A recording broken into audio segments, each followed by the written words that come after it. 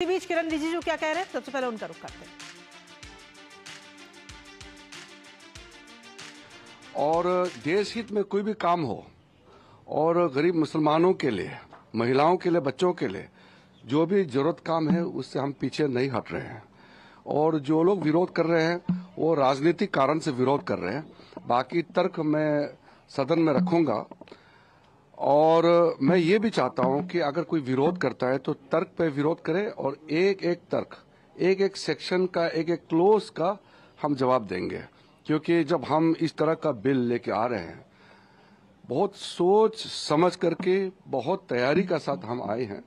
और सदियों तक लोग याद रखेंगे कि नरेंद्र मोदी जी की सरकार में एक ऐसा बिल लाया है जिसने गरीब जनता का, विशेष करके मुसलमानों में, जो दुनिया में सबसे ज्यादा गरीब मुसलमानों का संख्या हिंदुस्तान में है, और ये चिंता नरेंद्र मोदी जी ने किया है, हमारा सरकार ने किया है।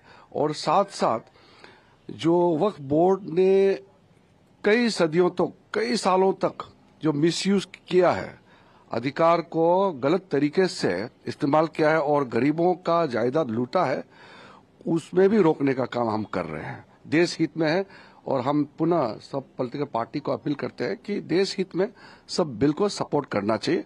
अगर विरोध करते हैं तो तर्क रख के विरोध करें, ऐसे झूठे बातें करके विरोध ना करें। Certain organizations, certain political parties are still resorting to fear mongering. All India Muslim Personnel Law Board would be addressing a press conference. Yes, I am aware of that. Some of the leaders, including some of the religious leaders, are also misguiding the innocent Muslims. Misguidance leads to nowhere. It will be exposed because a year back, same campaign was launched. When the CAA bill was introduced, the same people said that the CAA is to snatch the citizenship status of the Muslims. But it's been now a year. Nothing such has happened. आपने देखा होगा CAA के समय में कहा था ना कि CAA, सिटीजनशिप अमेंडमेंट जो बिल आए थे, कहा कि ये मुसलमानों का जो उसका पहचान है उस पे अटैक किया जा रहा है। मुसलमानों का जो सिटीजनशिप स्टेटस है, नागरिकता है, वो छीन जाएंगे। इस तरह का उन्होंने एक प्रोपेगेंडा किया था, वो तो एक्सपोज हो गया। CAA लागू हो गया, किसी मुसलमान का कोई नागरिकता छीना है क्या? बिल्कुल नहीं है। तो अभी भी ऐसे ही होगा। ये बिल पारित होने के बाद जो लोग इसको विरोध कर रहे हैं वो खुद पछताएंगे। दल आपके साथ है? इसमें पूरा देश साथ में है, कुछ लोग ही विरोध कर रहे हैं, देश साथ में है।